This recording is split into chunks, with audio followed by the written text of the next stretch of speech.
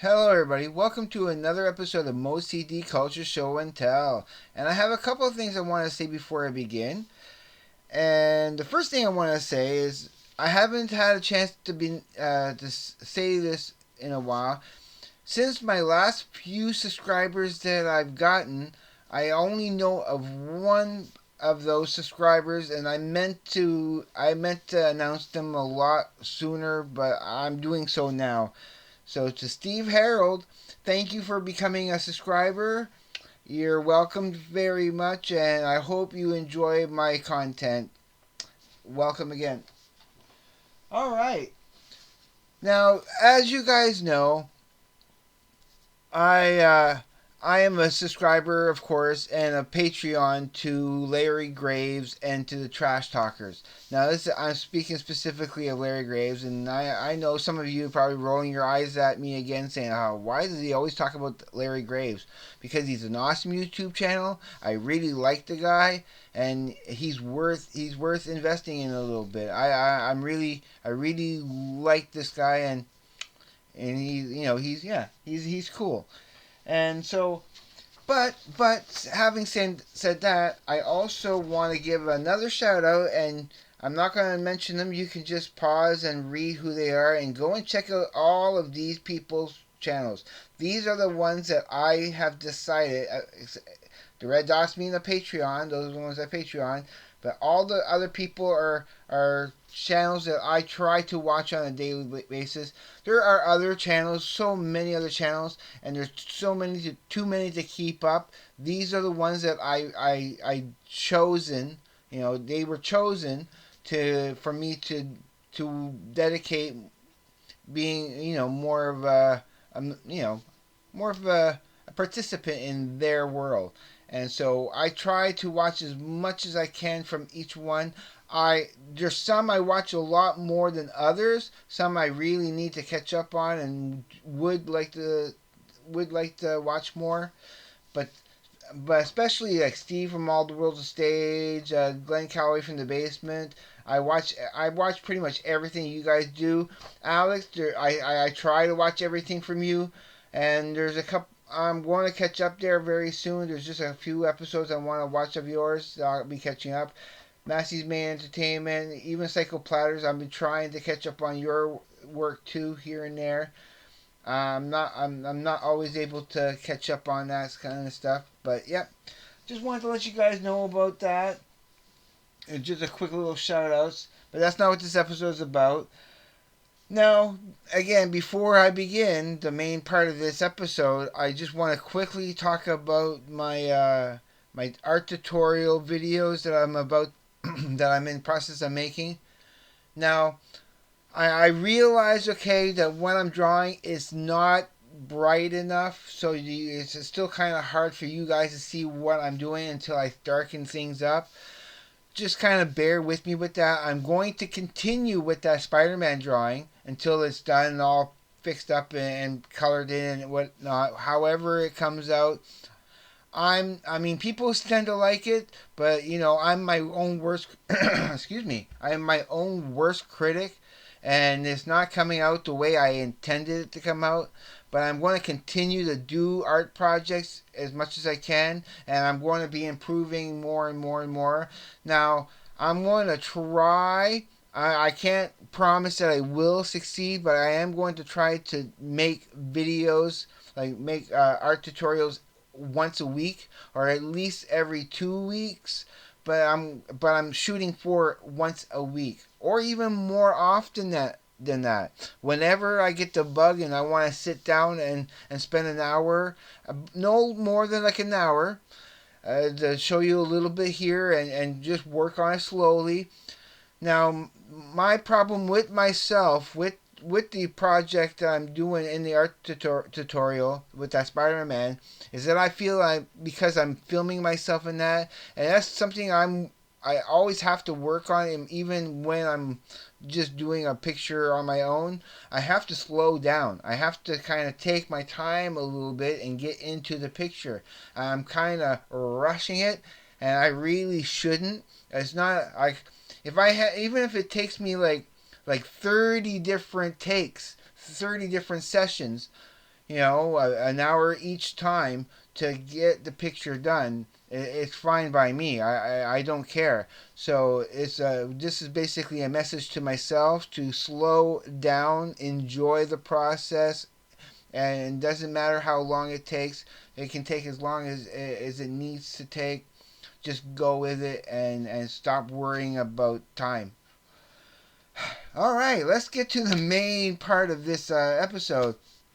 Now, again, I gotta mention Larry Graves because it was a Facebook thread that was going around where you were challenged to, and it was Larry Graves who had challenged me to put 20 of my greatest influential albums, just covers, no explanations, no reviews, unless you ask, and and and there was 20 of them, and so I took up that challenge and I did my own 20, one each day, consecutively for 20 days, one per day, and I showed my covers, and even every couple, maybe on about two or three of them there, I'll even add a little video so people can check it out. Oh, excuse me. So yeah, so these pretty much, there are others I probably could have thought of, but I had to go through my collection, and it's all albums I have in my collection. I didn't pick it. I only picked one album that I don't have in my collection for this list, but that doesn't matter. So let's go and start with the first one. So yeah, so it was Larry Graves who had challenged me. But then after, it was on his third video that he challenged me, and then on his fourth video, he kind of said, "Stop challenging anybody." He said, "P.S. I'm not going to tag anybody anymore. If you choose to participate on Facebook doing one yourself, please do so." But he's not tagging anybody anymore, so I took his cue. I know on my first video I tagged my best friend Little Mo, and he kind of did his own weird rendition of that. He didn't do it quite the same thread that others are doing it, or the way I did it, or the way Larry Graves did it. But it's fine. The way it worked for him. So but after that, on my second episode, I did the same thing. I said, "P.S. I'm not going to tag anybody. If you want to do it, please do so yourself." So, okay. Let's get into it. We're already like 7 minutes and 8 minutes into the video. That's fine. I don't care. So, and also to say that now that I got all my computer and everything set up, I'm going to be making much more videos and much more often. I want to be also trying to be more relaxed and a little bit more casual in my videos, and not worry about my presentation as much as I was before. I'm just going to try still even be as more natural, but not say natural that I'm acting, but just a little bit more relaxed, and you know what I mean. So, okay, the first one, on day one, I chose that cover for my favorite album, Lateralis. I'm not going to necessarily explain or review all the albums that in the 20 in that list, but some of them I will. I don't need to explain anymore. If you watch my channel, you know my favorite band is this, so I don't need to explain much more than I have already on this. That's number one, day one. On day two, I showed this cover for Kiss Kiss. Yeah. Because, and a little tiny explanation on this is because when this was the first album when I was a kid that really, it was the first primary album, as a kid that really catapulted my love for music, that really made me a fan of a certain genre for years and years. And I mean, look at it. You could consider them like a kind of a weird type of glam band that just happened to wear makeup, kind of weird kabuki makeup.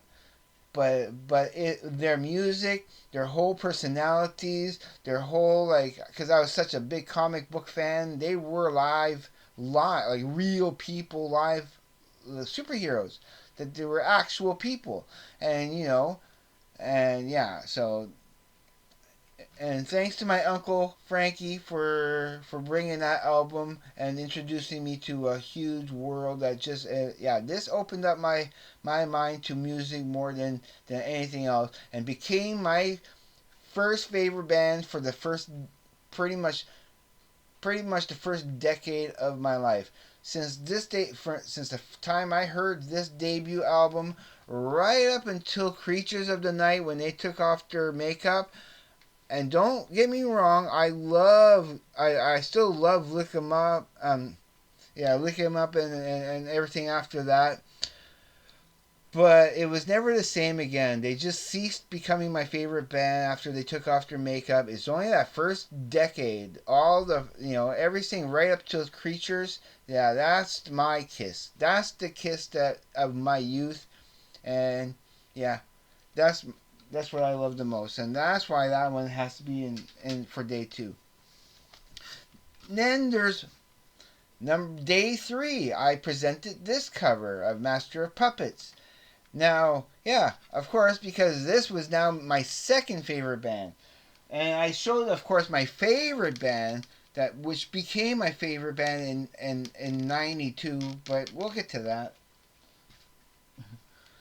So yeah, this was in 1985. This was the first Metallica album I heard when a good friend of mine named Jason took out like he brought me to his place, and I think he had it on cassette. He puts it in the tape player and said, "You got to hear this. You have to hear this." And he played this whole album for me, and yeah, I was hooked. They're my favorite band. They're my new favorite band. Kiss was my favorite band. I was in limbo for a good year or so after they took off their makeup. So I was in market for a new band, and Metallica fit that bill. And then through Metallica, discovering Megadeth, discovering Anthrax, discovering Slayer, and so on and so forth. Like for and again, almost a good 7-8 years, heavy metal. Heavy metal. Almost I'd say a good 10 years, almost until Tool came around. Heavy metal was my favorite genre of music, and yeah, now it's kind of, I don't really have a favorite genre of music. It kind of all settled down a lot now, so it's not a bad. I like such a variety of music nowadays. To say, this is my favorite genre of music. I mean, if I had to really, like, if somebody was like, put a, like, twisting my arm, to give me a genre that you love the most, I have to say progressive metal or progressive rock in like anything like from like King Crimson to even King Gizzard to Tool to Rush to Yes, Genesis. I like progressive music. Pink Floyd. I think that's some of my like any. I love bands that can that goes and think outside the box and not just be always. I mean, there's a time and place for that kind of music, of the structured and very well polished and and those kind of albums. But sometimes the albums that really strike me are those albums that are not as polished, that has a certain like that where the artist goes outside of the box and really shakes up the norm. That's the type of artist I like. So on day 4, this is what I chose as my cover. Of course, Alice Cooper, Killer. And for me, it was always a halo of flies. And I guess, and Steve from All the World of Stage has rightfully called that like it is a progressive song. When you think of progressive music, it's progressive. Like he nails it, like exactly, and I think that's why I loved it so much and why it was my favorite song on this album. Not, I mean, not for like Under My Wheels and Desperados and the rest, Killer even. Like those songs are superb too, but for me it was always Halo of Flies. I really love that song, and it was very influential. Now this next one here for day 5, it's influential, but it's the most recent album that it's a very recent album that became influential in my life, that influences my taste in music. Like like growing up, I would never have thought of loving a band as bizarre and but for me as cool and interesting. It's just such like I can't believe I was never a fan of this band or hey even it was never even on my radar until I saw a little commercial for a documentary they made about the band. But we are talking about Sparks, and I showed that cover. And on the same day, Larry Graves on his challenge showed this same cover. So it was like it was fitting because I was going to show this anyway. It was on my list, and see I had my list right here, and it's kind of all like scratched out, and yeah, I made some some changes in that.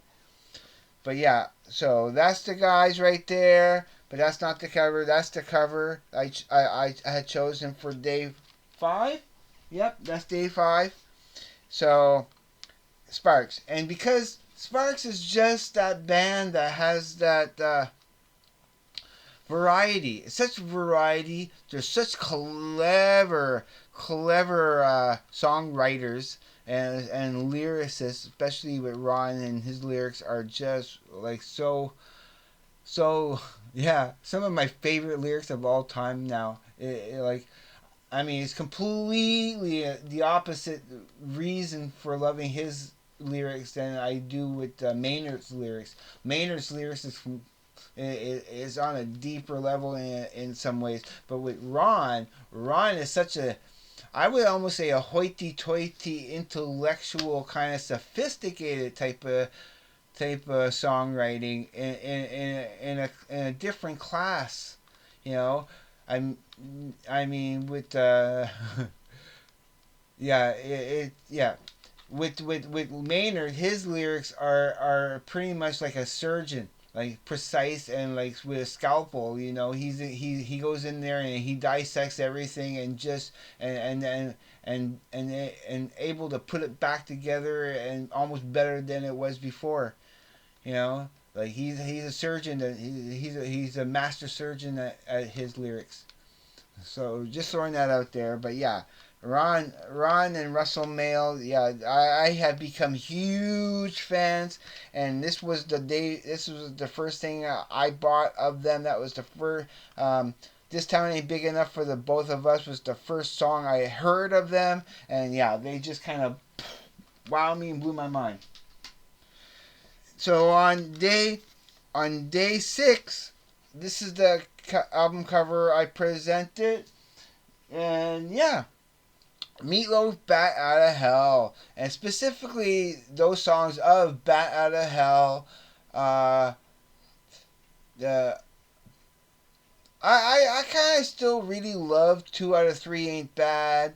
You know, it's a softer song, but I still really liked it. And then there's of course the classic Paradise by the Dashboard Light, and I think that was the first real concept. In some ways, this is a concept album. You call it a concept album, loosely one, but it is that I had ever heard.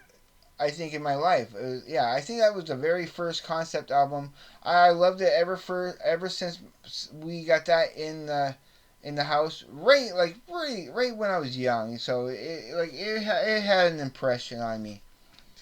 So Meatloaf, that's greatly influential. Also, very early on in the household when I was a young kid, and this is number 7. This is the cover number 7. Again, like it was in our house, in our home, yeah, ever since I was a little kid. Ever, like since like 5 years old, listening to that, loving those songs. Especially okay. The songs that stood out for me, of course, there was the hits of Hard-Headed Woman and Wild World, but the songs that I really loved was Where Do the Children Play, Miles from Nowhere, But I Might Die Tonight, and then On the Road to Find Out. Those songs there in particular were, for me, the ones that I really loved. Of course, and also, of course, everybody loved Father and Son, so the hits were Hard-Headed Woman, Wild World, and Father and Son. But for me, it was those ones I mentioned that were first and foremost the ones that I really gravitated to and loved. So I mean, and this kind of made me feel better about my sensitive side. It made me more of a sensitive person and a more understanding person, and kind of gave me this sense of wanting to be a little bit more of a moral, decent person, and that was instilled very early on musically through Cat Stevens and his lyrics. That it felt wholesome. It felt kind of genuinely loving and gentle. So that's why that was on day 7. On day 8. Yeah, on day 8, I presented this PROZZAK Hot Show. Now, a couple of little quick stories about this. I discovered this album from Much Music when they played a 30-second little commercial. Just a 30-second commercial showing the rave, a little snippet of the rave video for Amabala Sheree. And now there's a few different videos for Amabala Sheree, but I still remember, and eventually buying the VHS copy of Hot Show on VHS. I would love to find that on DVD. If I could ever get that on DVD, I'd be so happy. And I'm missing the album I really need from this group is Saturday People, the next album after this. So I don't have Saturday People, but really would love to get it. But this, yeah, I so much love this. And when I first went and bought this, okay, and brought this home, I swear I played Amabala Sheree 30 times in a row. 30 times in a row, on repeat. I couldn't get enough of it. I was just so catchy and so just everything I didn't know I wanted in a dance song, basically. And so they were not playing this at the club we were frequenting. It was called Club Cosmo on Main Street, the old Cosmo. And so one day I bring this with me into the club, and I bring it to the DJ. And there's a whole other story that I'll get into. I think I have, if you watch my Moe's story, I have told the story, or when I reviewed this album, I have told that story of me and the DJ's girlfriend and that little altercation. But that's another story for another time that you can find. But mainly is that when I brought this to the club, okay, I wanted him to play song number 9, Sucks to Be You, okay? I wanted that song to be played. But he mistakenly played the song before it, song number 8, Wild Thing, Poor Boy. So which is a kind of a cover song of, the Wild Thing, You Make My Heart Sing, that, with a little medley of Poor Boy, I Know You Want Me. But still, when that song came on, right, the floor was somewhat bare. People were not dancing, and they were like a good dozen songs into the night already. They already played about a dozen songs, but no one was really dancing. As soon as that song played, the floor just went.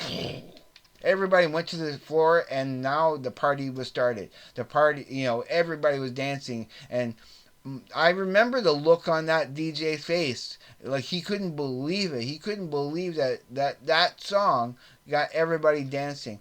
Like that, and but it never got played again. He didn't go out and buy a copy. Like, because this is my copy. I just brought it there to see if if he would take that request. I wanted to see how well that song would do. And so, even though he played the wrong song. So I know I'm dwelling a little bit too long on some of these, but who cares? I want to make this as long as I can, or as long as necessary. I'm not gonna worry too much about how long a video lasts. I'm just going to get into it. Like I said, now that everything has been set up on my computer, I can make more videos here and there. I can make longer videos. I'm not going to make any videos longer than an hour. No, that is as long as it gets. So this was here on day 9. Day 9, I showed the cover of one of my favorite soundtracks, because it is my favorite movie of all time. It's one of my favorite soundtracks of all time. I really do love this soundtrack. And yeah, so no more explanations than that. It's just that it's influential. It kind of relates to some other albums that I will be presenting later on. This is like an extension of those influences of those other albums. That if it wasn't for me loving those other albums, I probably would never have loved this album as much as I do. But also is because it is from my favorite movie of all time, and still since 1999, such a long time ago. This movie is coming on its 25th anniversary on October 15th. So keep that in mind. I'm going to celebrate that on this channel. Absolutely 100%. I do want to celebrate the 25th anniversary of this movie, where I'm going to talk about it at length. So, yeah. Also, this is number 10. This was the 10th cover that I presented on my channel.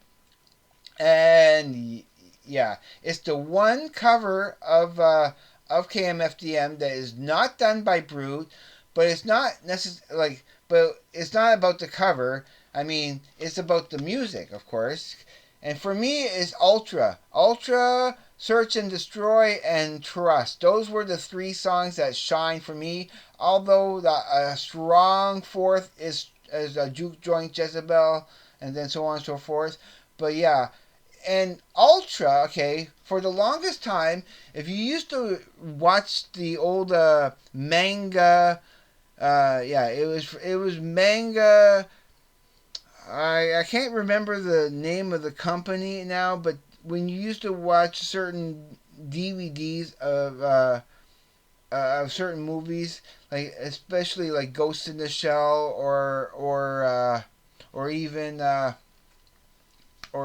like Akira and stuff like that, they would have these trailers at the beginning, and one of the trailers would show these like just a kind of a montage of different manga videos that you could get of them, and they would play Ultra for the music for that, and it always revved me up, and every time, and it always made me, you never wanted to skip that intro, because it's part of the intro for when you started up the DVD, or even I think even on the VHSs of those. So when you put it in, you hear that starting of Ultra, that dun dun dun dun dun dun dun dun dun. Yeah, it would excite you for watching the video, and watching the actual movie.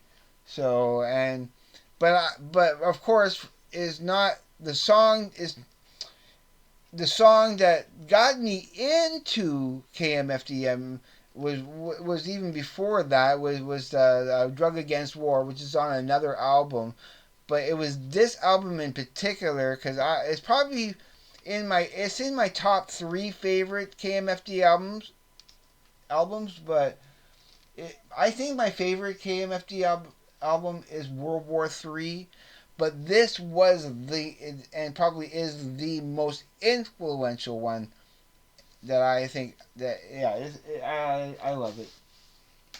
Now we're getting into the other 10. We're already at the halfway. We're already at 30 minutes, but that's perfectly fine by me. I'm not rushing this at all. Now, in number 11th position, it was Suzanne Vega, Solitude Standing. When I saw that video for Luca, I kind of instantly developed a crush on her.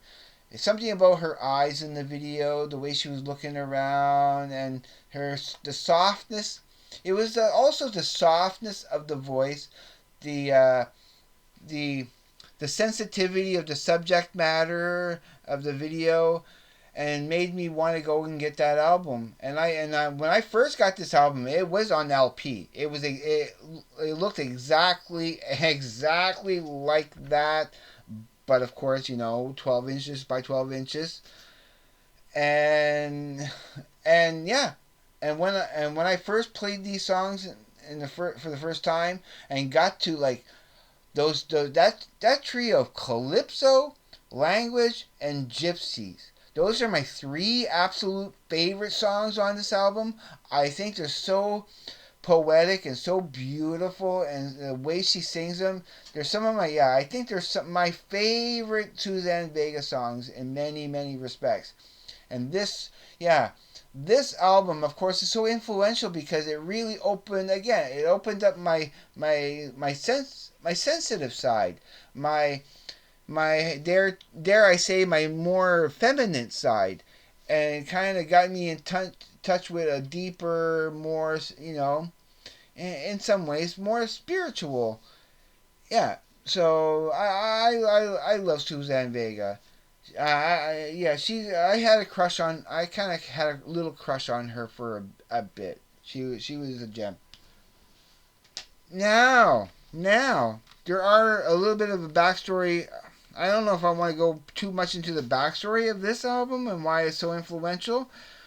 But again, but if it wasn't for a frenemy of mine, let's put it that if it wasn't for him breaking into automobiles and stealing their stuff from the cars and even CDs, like he would a pouch of just random CDs, didn't even have any covers or cases.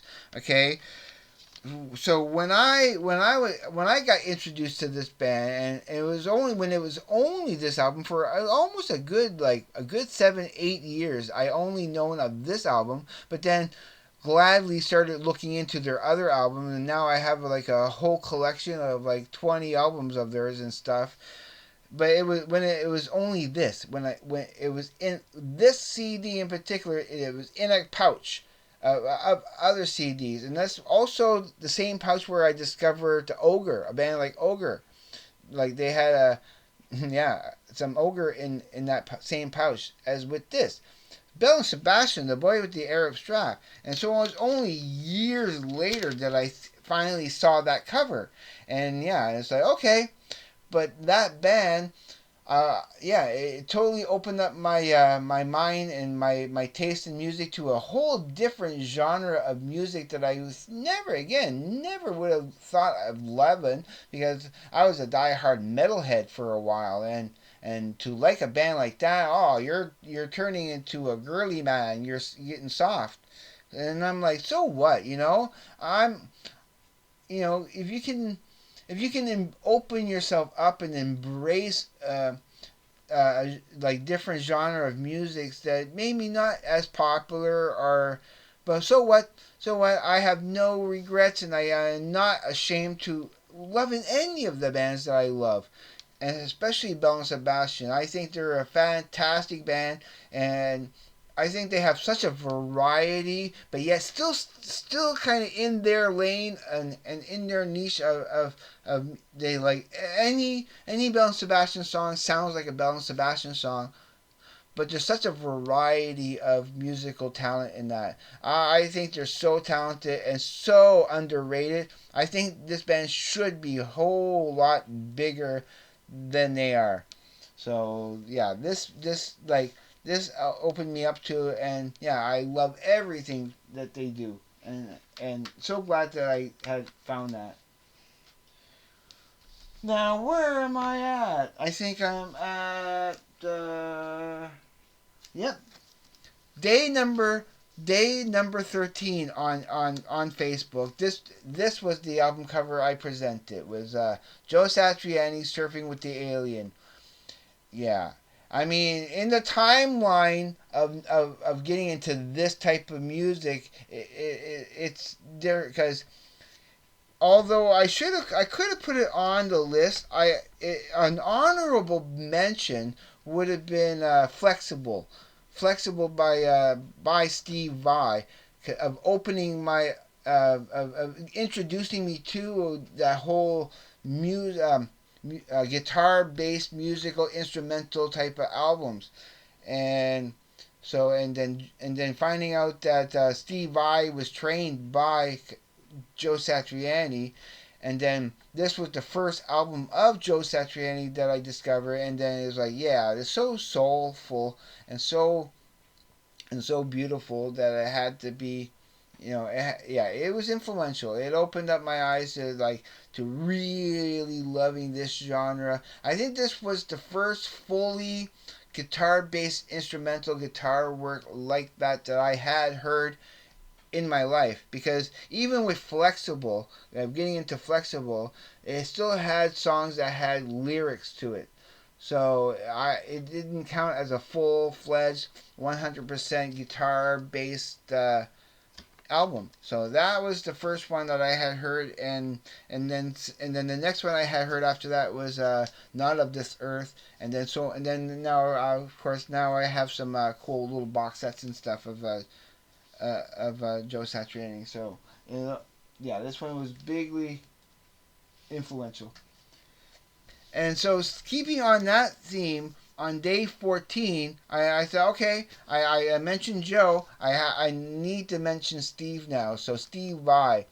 Now again, honorable mention, of course, of Flexible, because that was my first introduction into Steve Vai.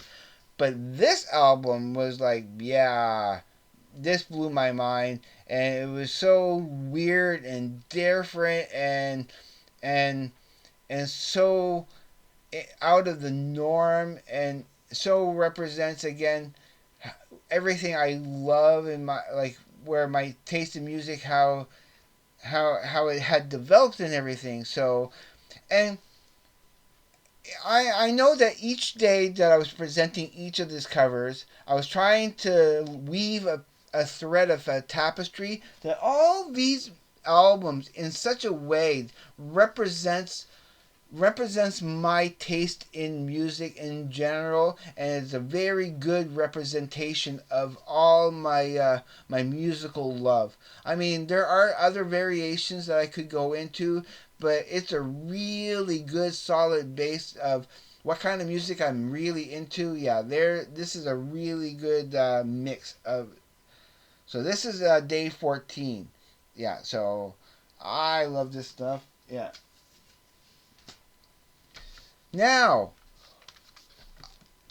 when I was up in Montreal, I had a roommate that was obsessed with this next band that I presented this cover on day 15. And when I presented this cover, I was like, okay, wait, I'm just gonna keep track here. Yeah, no, I'm on track. So yeah, so I was aware of this band for a while. I had seen videos here and there, and I always kind of liked them, but not really like loved them. but like they weren't not really on my radar. They were, but they weren't. I was kind of on the fence. I know that I always enjoyed hearing stuff from them, but they weren't like, yeah, they weren't really. I did not really care for that band at the beginning, but hearing it every day. But it's when I got to this album, when I first heard this album of them, that's when it really clicked of the genius. I mean, there was another album too that was very close to being, like, again, it's another honorable mention. But I want, it could have been this or that other album. Like the other album would have been maybe 2112. You know, that really influenced my taste in music with when I first. But it was Rush. When I heard Hemispheres for the first time, especially those songs of Hemispheres and like the Cygnus X1 book 2, that was cool. That kind of blew my mind. But it's not necessarily side 1. It's side 2. It's Circumstances, The Trees, and La Villa Stragiato. That those trios of that side 2 and hearing those songs. I mean, Cygnus was awesome. I mean, that whole side 1 of the whole Hemisphere stuff. I mean, yeah, it's awesome. But yeah, it's La Villa Stragiato. When I heard that for the first time, and that genius, and like, yeah, because it made Rush one of my favorite bands. Like, okay, before that, Rush was probably like, yeah, I agree, I like Rush too, but hearing this, and like again, a very close second to that would have been 2112, where I it clicked in like, okay, they're in my top 10, maybe even my top 5 favorite bands right now. So that's why they're up there. And then that's hearing this. This is when they became my favorite Canadian band. I'm like, yeah, I love them. They are now my favorite Canadian band. I really hear. I now really fully understand what my roommate was talking about with the drums, and it made me even appreciate them more. So yeah, that's why that one it had the kind of. Another very influential album, and this had been a holy grail of mine to get for the longest time, and then finally, after like almost a decade of waiting, I would say it was almost a decade of waiting, I finally got it, and that's why this became my number 16. Yeah, this is day 16 on Facebook that I presented that cover of a Voivod Nothing Face, and not just that cover, it could have been the whole artwork, but we're not judging the artwork. It's called Greatest Influential Bands or Albums, and just presenting the cover. No explanations, no reviews, just covers. But here on YouTube, on my channel, I can go into explanations. So yeah, Nothing Face was a highly influential album for me. Of course, I think that was there's something about that mix of that genre of music with those particular lyrics. I think it was the lyrics, and that also with the video and that whole cover thing of Astronomy Domine really, yeah, really solidifying it. And then hearing that whole album for the first time, the weird jerkiness of the way he sings it. I mean, he's not the greatest singer, but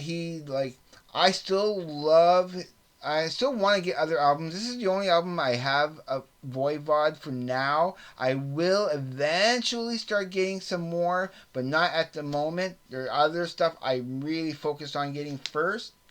But yeah, I would love. But this album was really influential. It really kind of again. Yeah, I can't. I'm not going to go into more detail than that. I just have memories of that album that just like, yeah, again, it was one of those albums that revitalized my love for music. Now, this was kind of the first album I heard that where I could appreciate a whole different area, a whole different genre of music that I would have never really have considered. I mean, there was songs here and there floating around. I mean, there was stuff like by like Ray Stevens, for example, that was floating around that was considered comedic. I had been aware of like the Cheech and Chong stuff, you know, the stuff that was part of their soundtracks for the movies or their comedy albums and stuff.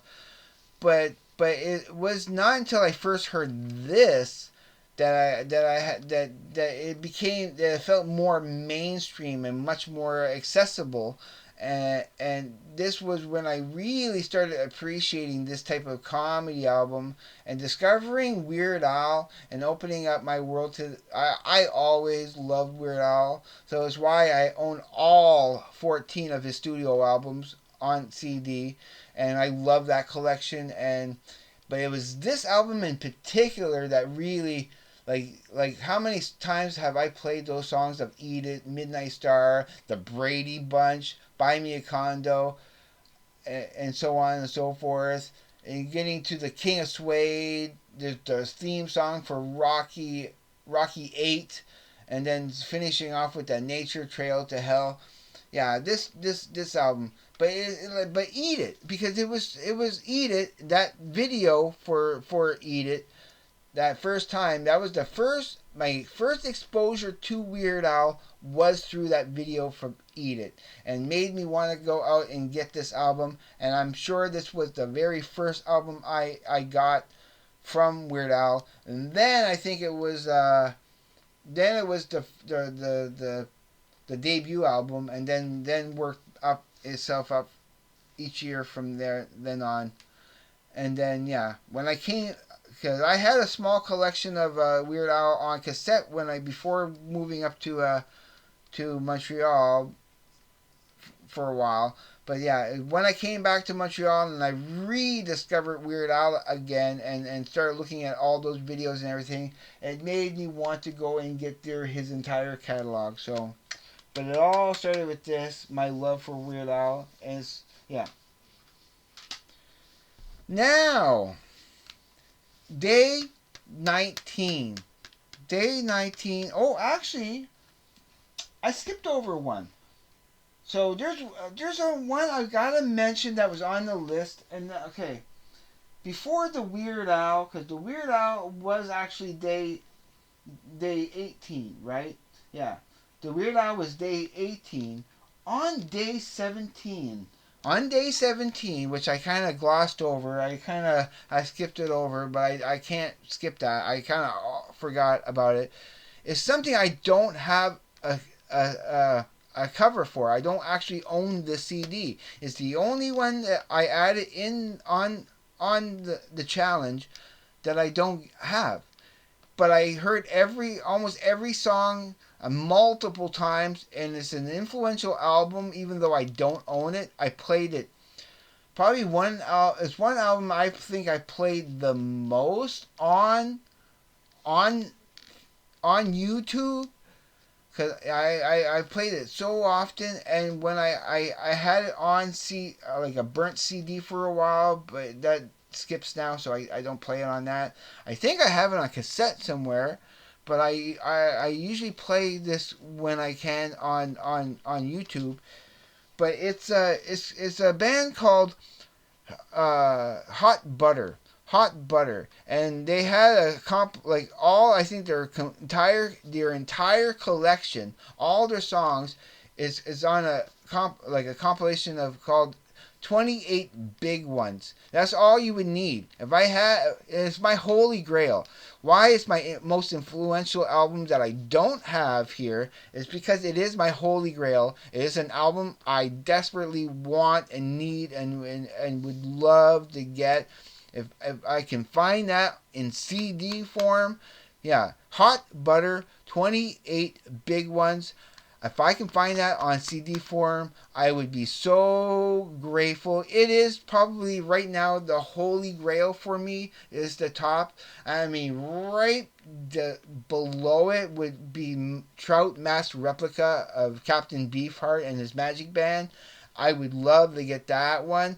But more than that, yeah, I desperately would love to get that hot butter stuff. Yeah, that's why that was day number 17 on the list, and I don't have that, so I can't show that cover. But you can look it up. It is, and see what it looks like, and or check my Facebook page.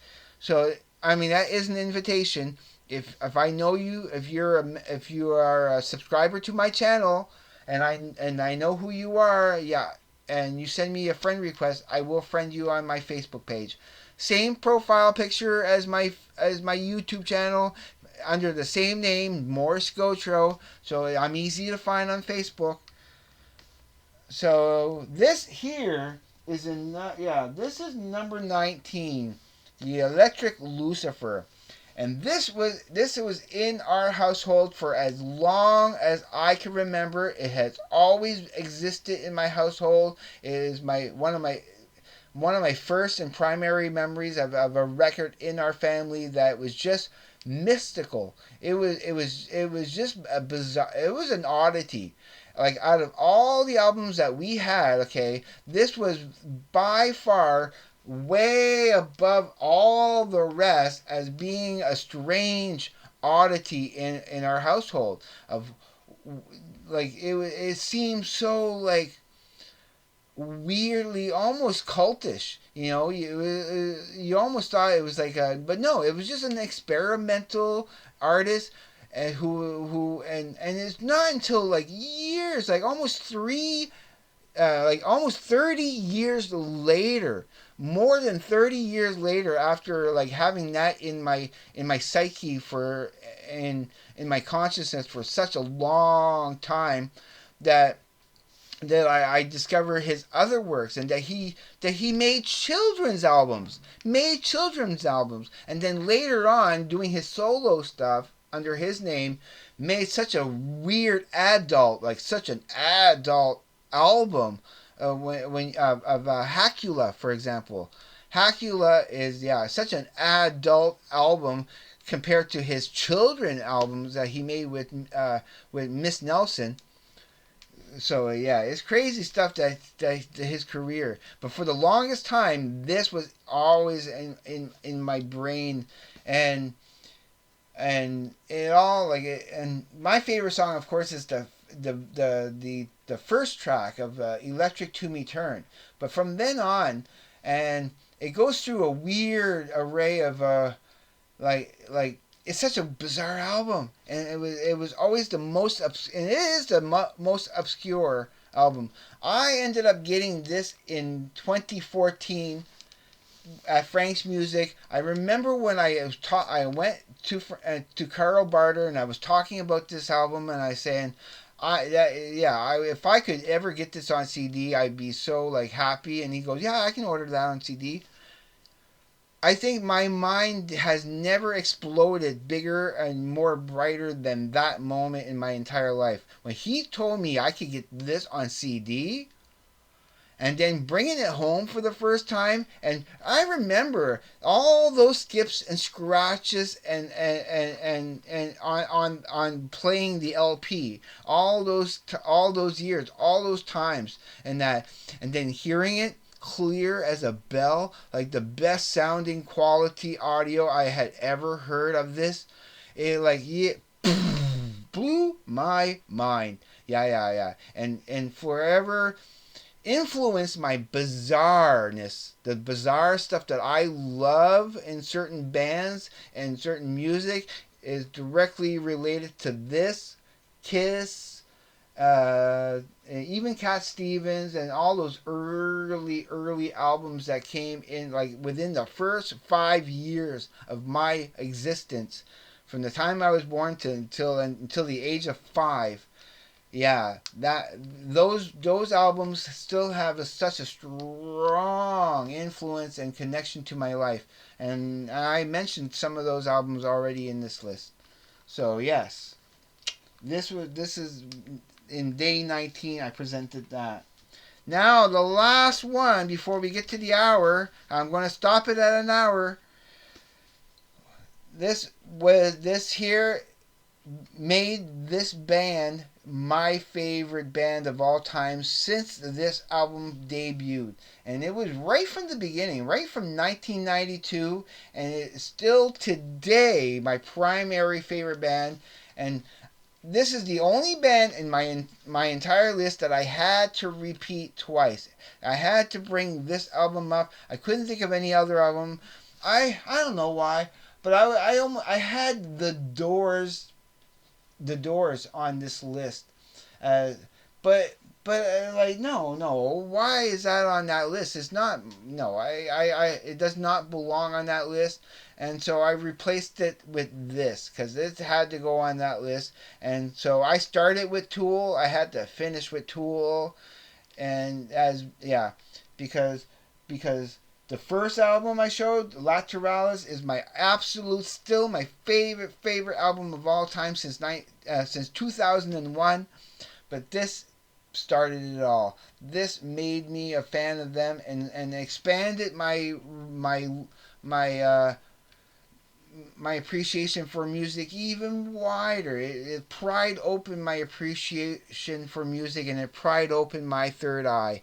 And I have to thank Tool for that. Tool, yeah, greatest band, my opinion, greatest band on earth. And yeah, I love them, and that's why that is in day 20 as the bookend, to bookend such a in the 20 most influential albums that greatly influenced my music, and I happen to have 19 out of them.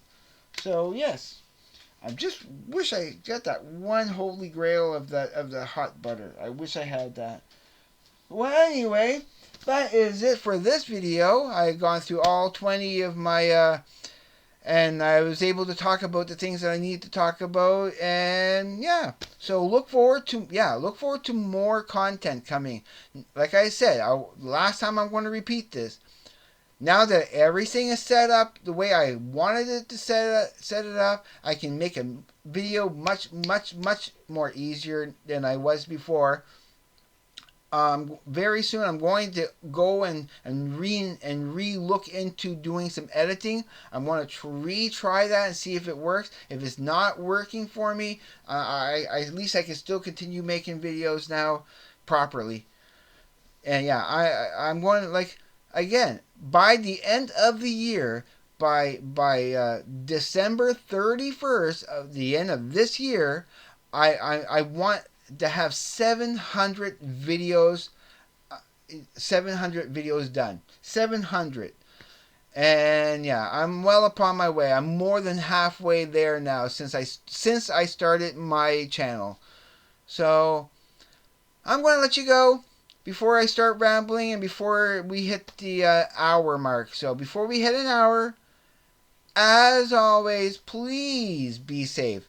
Take care. I will see you on the flip side. And please, everyone, have a great day, evening, night, or morning. I know I always eliminate the morning. Wherever you may be, have a great have a good one, everybody.